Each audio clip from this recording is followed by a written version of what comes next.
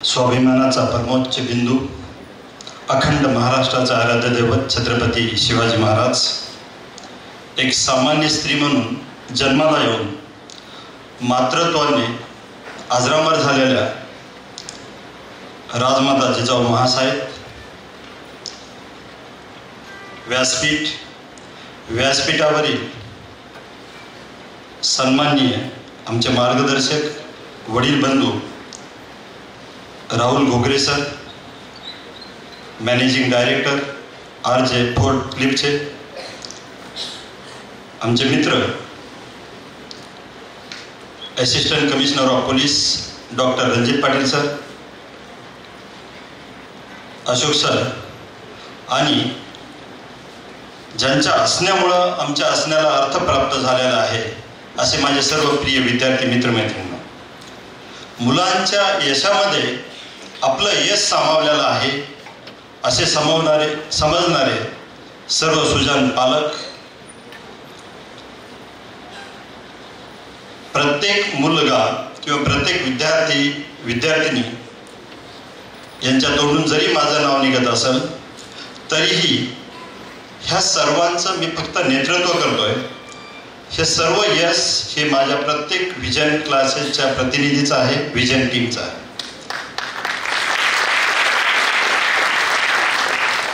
प्रत्येक विद्यार्थ्याला माहिती आहे की विजन क्लासेसची एक्झाम प्रत्येक संडेला सकाळी 7 वाजता असते. ती एक्झाम मागच्या 12 वर्षामध्ये 7:05 कधीच चालू झालेली नाही आणि कोणताच विद्यार्थी 7:05 येऊ शकत नाही. बरेच पालक म्हणतात की सर आम्ही फक्त संडेलाच सकाळी 6ला उठतो. असं सर्व ॲडमिनिस्ट्रेशन समर्थपणे सांभाळणारे विजन क्लासेसचे बॅकबोन. यश हे कधीच अपूर्ण नसतं.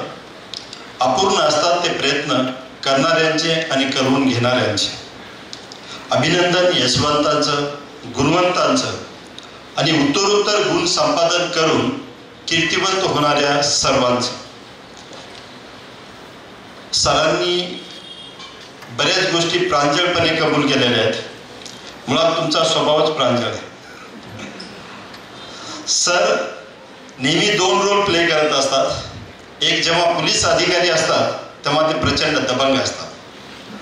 कर्तव्यदक्ष, निर्मळ मनाचा, प्रांजळ माणूस. त्यांनी ओघवत्या श्रेणीमध्ये तुम्हाला बरंच काही ध्यान देऊन गेलेले आहे. त्यांचा जो 3M मंत्र आहे that is very helpful for each and every student. आणि जेव्हा एखादा माणूस व्यक्त होतो आणि सांगतो तेव्हा त्या माणसाचं निर्मळपण हे प्रकर्षानं जाणवतं.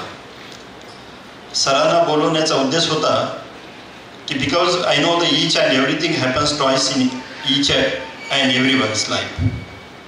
First one in your imagination, second one in your reality.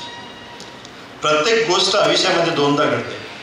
पहिली आपल्या कल्पनाशक्तीमध्ये आणि दुसरी प्रत्यक्षामध्ये. जेव्हा आपल्यासाठी प्रसिद्ध उद्योजक, आयडॉल, आपल्यासारखे असिस्टंट कमिशनर ऑफ पोलीस, कर्तव्यदक्ष पोलीस अधिकारी हे मुलं जेव्हा पाहतील तेव्हा त्यांनाही वाटेल की आपणही यांच्यासम व्हावे, आपणही असं काहीतरी करून दाखवावे. आणि जेव्हा जेव्हा ह्या विद्यार्थ्यांना यशाच्या गाथा आहेत, सरांनी जसं सांगितलं की काय काय कमतरता आहेत, आम्ही काय होतो हे होतो. मोठ्या माणसाचं मोठेपण याच्यातच असतं मी किती मोठा आहे हे सांगत नाही. डॉक्टर होणं एवढं सोपं नसतं. If you consider there are the 6 candidates they selected from all over Maharashtra. सरांनी हे सांगितलं नाही की त्यावेळेस 4 लाख विद्यार्थी होते त्यातले 6 निवडले.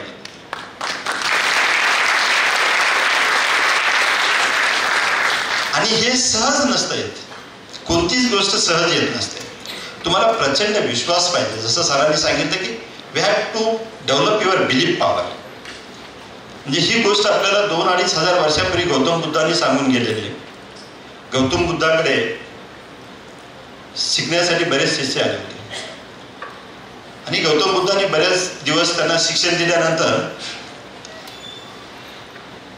ती परीक्षा घ्यायची ठरवली की यांनी काय काय शिकलेत, कशा पद्धतीने हे पुढे गेलेत.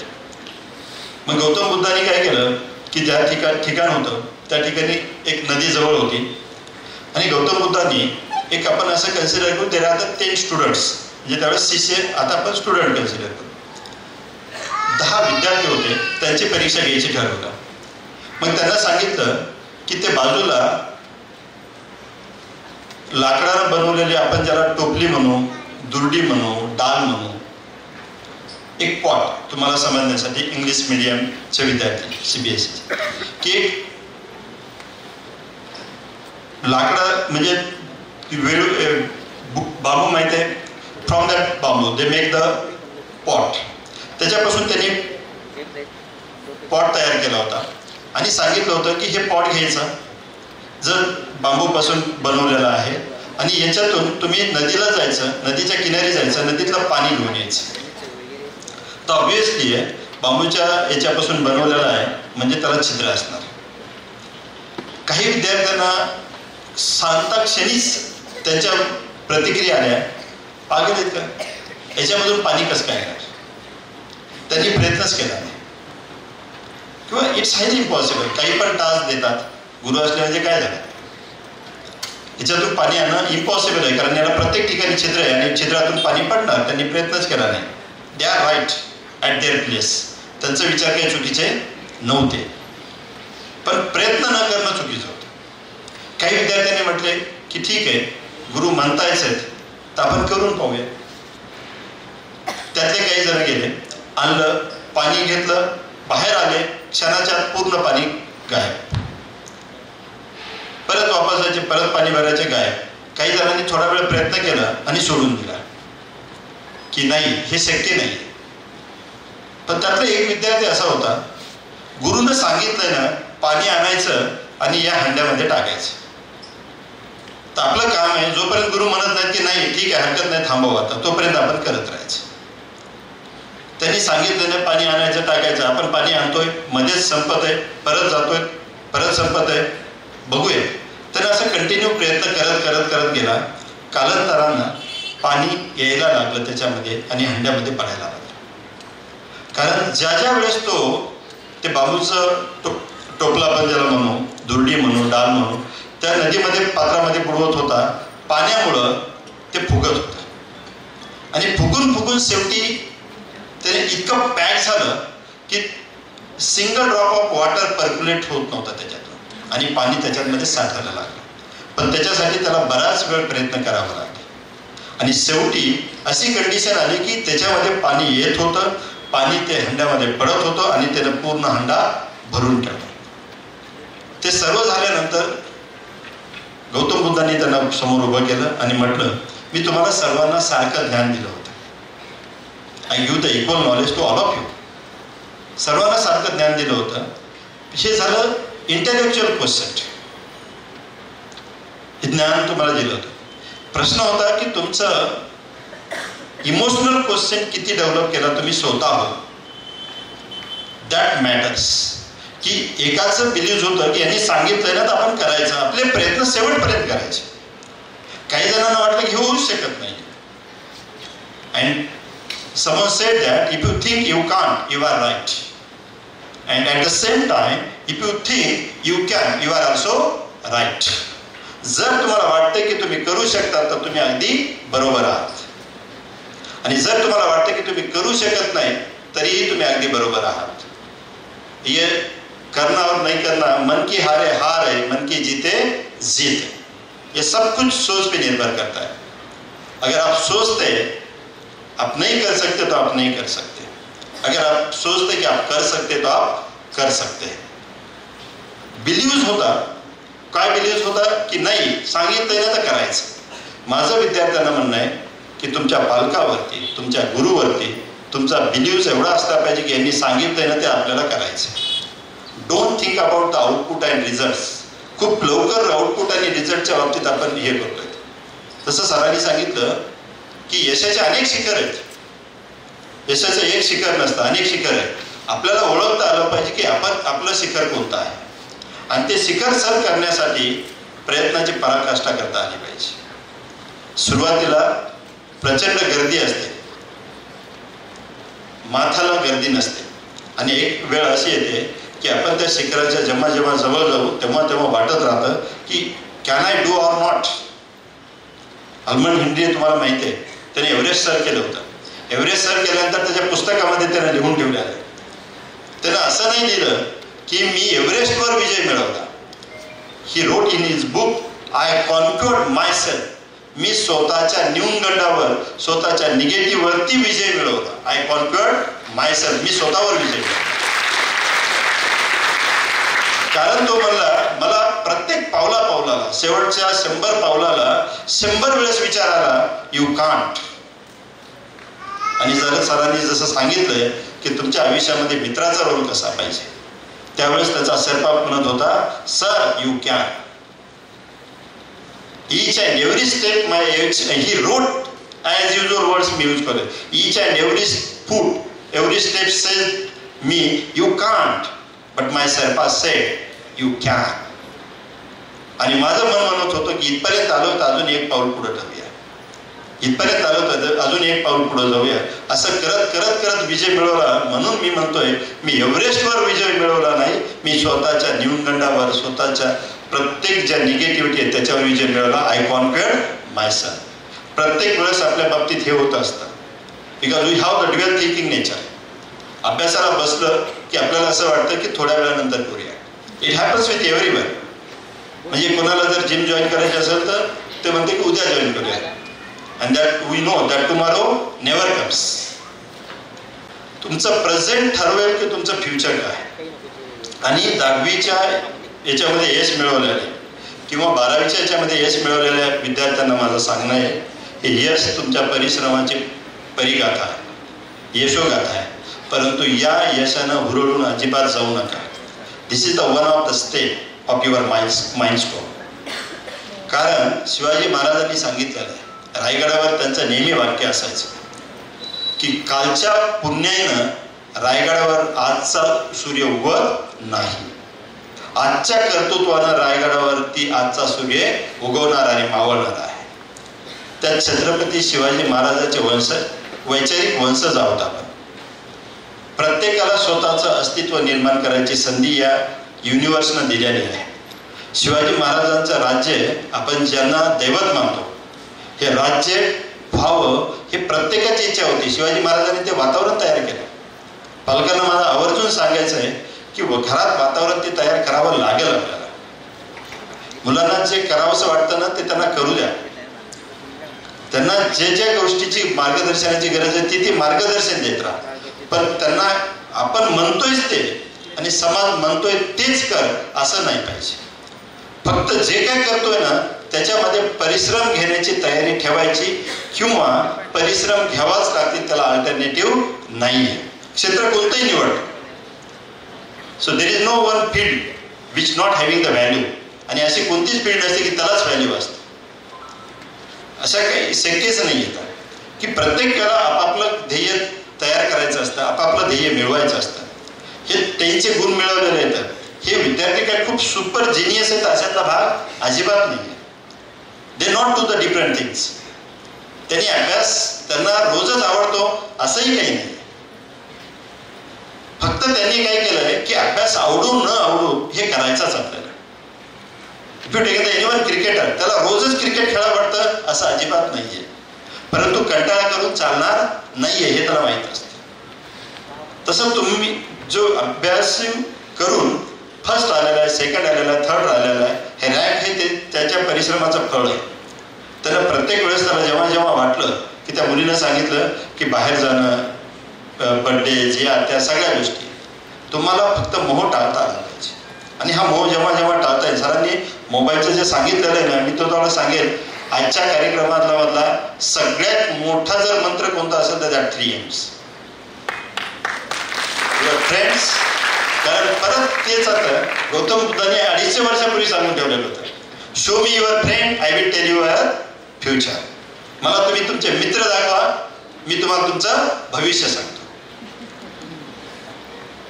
आपल्याला सर्वांना माहिती आहे कर्ण ग्रेट होता आणि कृष्णाला सुद्धा कर्णाला मारायचं नव्हतं. म्हणजे देवाला सुद्धा चिटिंग करावं लागलं. का तर कर्णाचा मित्र हा दुर्योधन होता. तुम्ही कितीही ग्रेट असतात तरीही, कारण काय, मार्क्स कशामुळे मिळवायचे माहिती आहे का? कारण ही आपली एक ओळख आहे. आता ज्या मुलांनी चांगले चांगले मार्क्स मिळवलेले आहेत, मला येऊन भेटतात ते विद्यार्थी, नंतर येतात. काही काही विद्यार्थी असतात 3-4 दिवसापूर्वी माझ्याकडे 3-4 विद्यार्थी आले. आता काळाच्या ओघात आपण विसरून जातो. एक विद्यार्थी म्हटले होते, सर तुम्हाला 10thला तुम्ही 1 तास आम्हाला क्लासच्या बाहेर उभं केलं होतं. का तर का बरं उशिरा आल्या, हे झालं ते झालं, पालक हे करतात ते करतात. त्यावेळेस माझ्या डोक्यामध्ये फिट बसलं होतं की सर म्हणतात ते काय चुकीचं आहे का?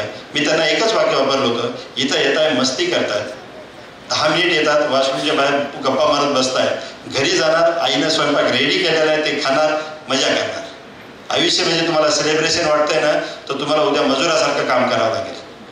You not belong from the land lord family. तुम्ही काय अरबपती करोडपती नाही आहे. We belong from the middle class family. आईवडिलांनी त्यांच्या बऱ्याच महत्वाकांक्षा, त्यांच्या इच्छा, त्यांच्या काही गरजा कमी करून विजन क्लासला फीज भरलेली असते. We not doing the social work.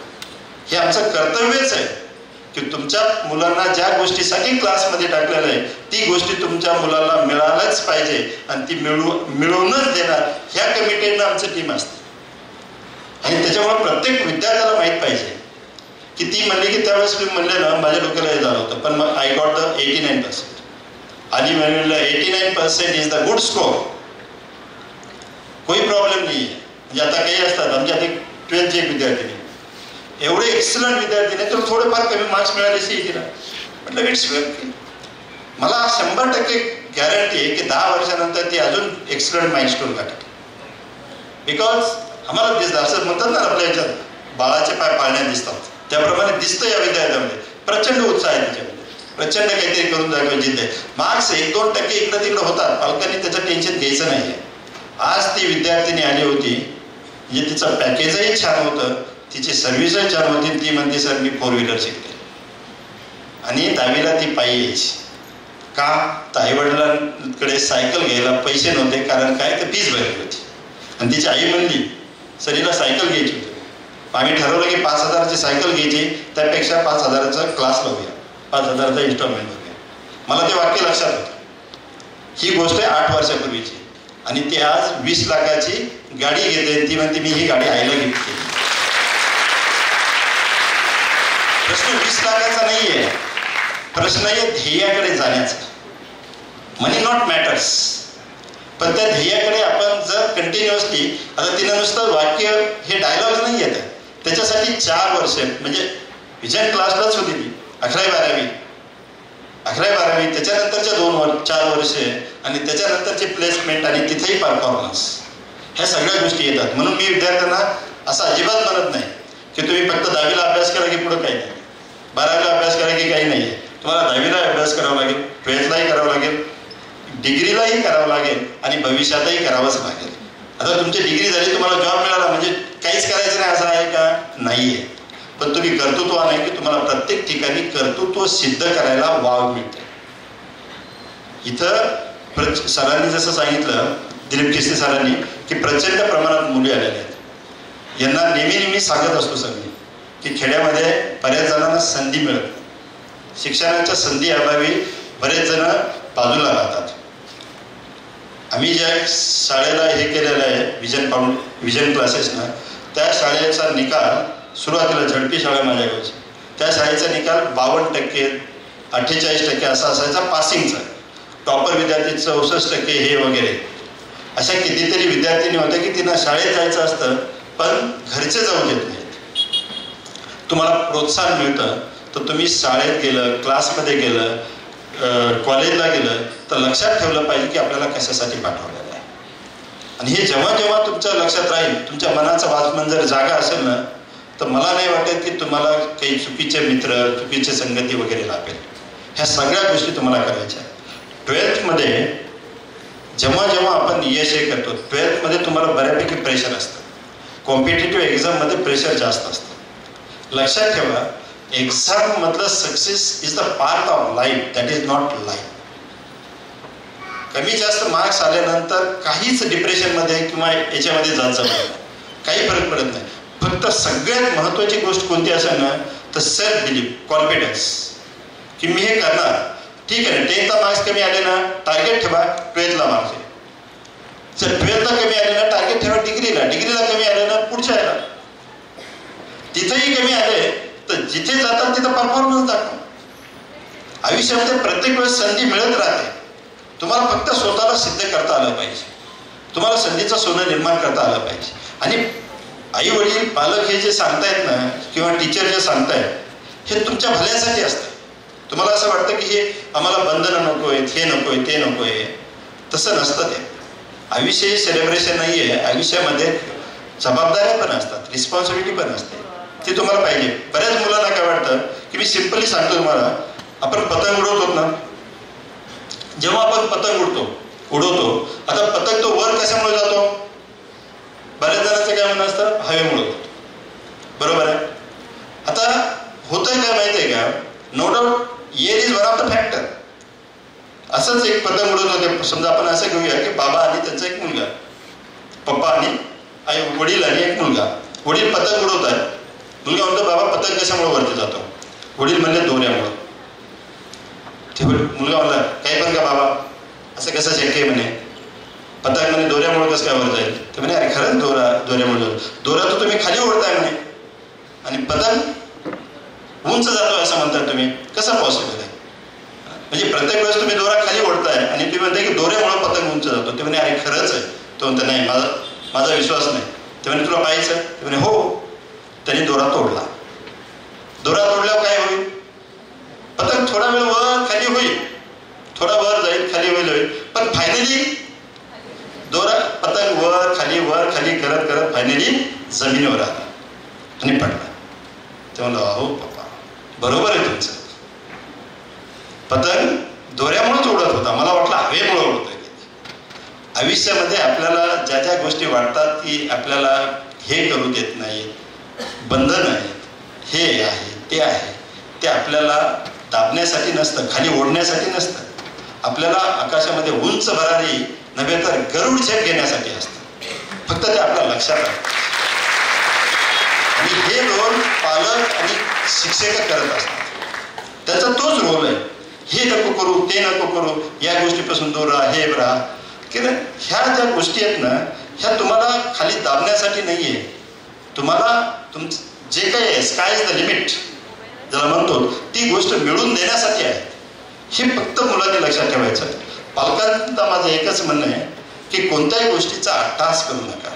आता नीटमध्ये जे काही प्रकरण घडलंय ना, ह्याला जबाबदार आपण सिस्टीमला गृहीत धरतो. मी वर्गातच मुलांना 2 वर्षापूर्वी सांगितलं होतं सर, आपण मागच्या वर्षीपासून नीटची बॅचही बंद केली. 2 वर्षापूर्वी मुलांना सांगितलं होतं जेव्हा आम्ही बॅच रन करायचो की मला नीटच्या एक्झाममध्ये प्रचंड घोळ वाटतोय. कारण मी जे बघायचो मुलं जे अभ्यास करायचे, प्रचंड हे करायचे, त्यांचा स्कोअर 587, 512 वगैरे यायचा आणि प्रचंड मेहनत करू. आणि जेव्हा बघायचो एकच मुलगा 705 मार्काचा 7-7, 8-8 क्लासला आहे, त्याचा फोटो पेपरला येतो, काय याला बंधन नाही, काही नाही. मग ते काढायचं, अल्गोरिदम असतो मॅथमध्ये. मी काढायचो की एवढे मार्क्स दिले तर आणि एवढे विद्यार्थी आले तर आणि एवढे कॉलेजेस येतं, हे जर संख्या काढली पालकांना ॲक्च्युली काय आहे, तुम्हाला वाईट वाटत, पण आपण नुसतं स्वप्नच पाहतो. आणि मग हे मार्केटिंग झाले क्लासमध्ये. हे असं नसतं. हे काय फॅरनलवलीची जाहिरात नाही आहे. ते दाखवतं ना, पहिला दिवस, दुसरा दिवस, तिसरा दिवस, चौथा, 7वा, I am fair and beauty. असं नसतं. आपल्याला सायन्सची विद्यार्थी आपल्याला माहीत पाहिजे की स्किनचा कलर ही डिपेंड्स अपॉन मेलॅनिन. अरे आमच्या आजूबाजूला आयुष्यभर फॅरनलवली लावतात, जशाला तसेच येतं. असं कसं शक्य? फॅरनलवलीमुळे जर कोणी गोरं होत असतं, वेस्ट इंडिज इंग्लंडमध्ये कन्वर्ट झाला असतं ना.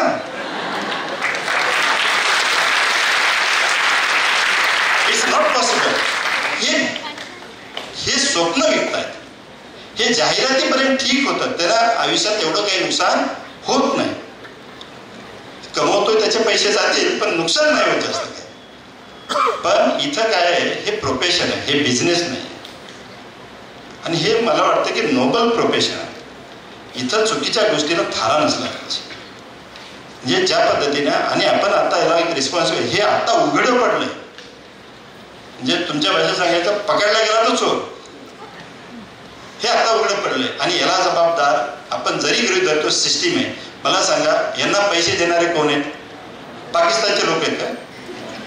पालकच आहेत ना. आणि ज्यांचा मुलगा मुलगी असेल तेच असतील ना. त्याच्यापेक्षा मुलाला सांगा, तू प्रचंड अभ्यास कर, डॉक्टर होणं हे आपलं स्वप्न आहे, पण डॉक्टरच व्हायचं हे आपलं स्वप्न नाही. सर डॉक्टर आहेत, आज ACP आहेत. असं नसतं, प्रत्येकाचं आहे. असं कितीतरी प्रोफेशन मध्ये लोक येतं की ते त्या प्रोफेशन मध्ये गेल्यानंतर त्यांना दुसरं काहीतरी करावं असं वाटलं. आज एक ज्या पद्धतीनं ते त्यांचं कार्य एन्जॉय करतायत तेच आहे. सर प्रसिद्ध उद्योजक आहेत, इंजिनिअरिंग केल्यानंतर त्यांना असं वाटलं की मला स्वतःची कंपनी ओपन करायची. त्याच्यासाठी त्यांनी घेतलेली मेहनत हे ते. आता सरांचं ऍक्च्युअली आपल्याला ऐकायचं होतं, पण सर म्हणजे की वेळ हे म्हणजे टाइम मॅनेजमेंट जे म्हणतो ना माणूस, जो करतो त्यालाच माहिती आहे. 24 तास त्यांच्याकडे प्लॅनिंग असतात. म्हणजे काल त्यांना मी फोन केला, सर म्हणे तुम्ही किती वाजता निघणार? म्हटलं 11:30 वाजता. कालचा किस्सा सांगतो मी. राहुल सरांना फोन केला की सर तुमच्याकडे यायचे. ते म्हणजे औपचारिकताची गरज नाही वगैरे असं. पण म्हटलं नाही, आपलं काम आहे, ते त्यांचा मोठेपण आहे. ते म्हणजे मला 11:50 एकाकडे जायचे, कारण मी त्याला 12 वाजेचा वेळ दिलेला आहे. आम्ही निघालो, आम्हाला वाटलं 20 मिनिटात जातो. माझ्यासोबत माझे एक मित्र होते उद्योजक, त्यांचे मित्र माझे मित्र कॉमन. ते उद्योजक म्हणजे मी येतो, त्यांनी वेळ काढला माझ्यासाठी. आणि आम्ही सरांकडे गेलो 11:53.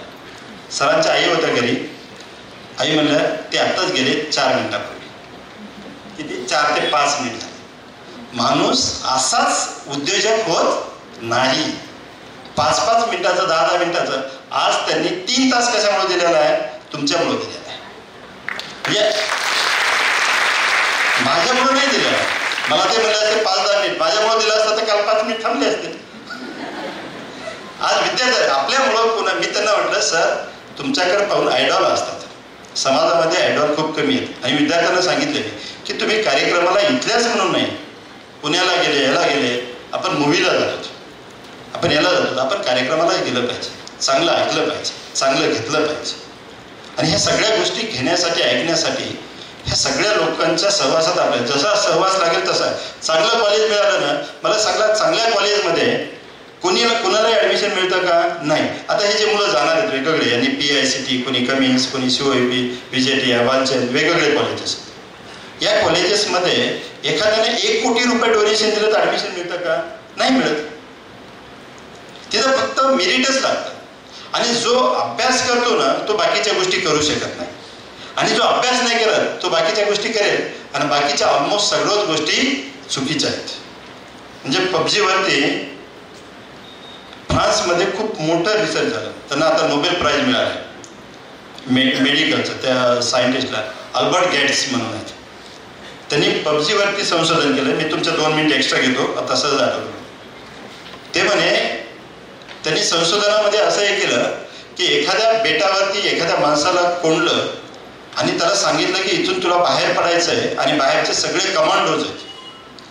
तो कितीही घाबरट असला, कसंही त्याचं नेचर असलं, तरी त्याच्या डोक्यामध्ये एकच गोष्ट येते, यांना मारल्याशिवाय आपण जर बाहेर जाऊ शकत नाही ना, तर आपल्याला मारावं लागेल. It create a violence. तो तुमच्या डोक्यामध्ये व्हायलन्स क्रिएट करतो. त्यांनी ते PUBG एक फॉर एक्झाम्पल सांगितलं. जेवढे काही गेम्स असतील ज्याच्यामध्ये शूटिंग्स आहेत, मारामाऱ्या आहेत, मारधाड वगैरे येतं, हे खेळून खेळून खेळून बरेच मुलं व्हायलन्स होत आहेत. म्हणून नॉर्थ कोरियामध्ये एज्युकेशन सोबत म्हणजे जसं आपल्याकडे स्पोर्ट आहे, म्युझिक आहे, डान्स आहे, साऊथ कोरियामध्ये तसं मोबाईल ॲडिक्शन सेंटर पण आहे आणि काउन्सिलिंग सेंटर प्रत्येक ठिकाणी. एवढंच काय, बेंगलोरमध्ये 4 शाळा आहेत, त्या ठिकाणी मोबाईल काउन्सिलिंग सेंटर आलेलं आहे. तर मला नाही वाटत की आपण खूप दूर आहे त्या गोष्टीपासून. सोशल मीडियाचं ॲडिक्शन खूप कमी करा, तुम्ही वापरा. जगाच्या सानिध्यात आपल्याला राहावं लागणार. मी असं म्हणत नाही की तुम्ही मोगलीसारखं आयुष्य जगा, जंगलात जा, हे इट इज हायली इम्पॉसिबल. तुम्ही इन्स्टा वापरा, तुम्ही तुमचे कोणते फेसबुक असेल, व्हॉट्सअप असेल वापरा, पण फिक्स ठरवा की याच वेळेत हे वापरणार. समजा फॉर एक्झाम्पल एखादा विद्यार्थी असेल, शनिवारी 5 ते 6 या वेळेमध्ये मी सोशल मीडियाच्या टचमध्ये असेल, तर तेवढंच हे करायचं. ह्या गोष्टी तुम्ही आत्मसात करा, तरच तुम्ही पुढे जाऊ शकता. आता यश मिळालं म्हणजे कंटिन्युअस सातत्याने मिळत राहील असं नाही. प्रत्येक यशासाठी तुम्हाला मेहनत कंटिन्यू करत राहायचं. विजन क्लास या प्रत्येक गोष्टीसाठी प्रत्येक वर्षी आपण याच्यासाठी मेहनत घेतच राहणार आहोत। शेवटी मी तुम्हाला एवढंच सांगेन, गुणवत्तेसाठी कंटिन्युअस प्रयत्न करायचे। जसं विद्यार्थ्यांनी सांगितलं, माझं तर ठाम मत आहे, ह्या 2 पोएम मी नेहमी सांगत राहतो, परत तीच पोएम सांगतो। हम कामयाब हो ना हो ये अलग बात है, पर हम कोशिश भी ना करें ये तो गलत बात है। हम कामयाब हो ना हो ये अलग बात है, पर हम कोशिश भी ना करें ये तो गलत बात है। कोशिश करने वालों की हार नहीं होती, कुछ किए बिना ही जय जयकार नहीं होती। Thank you very much.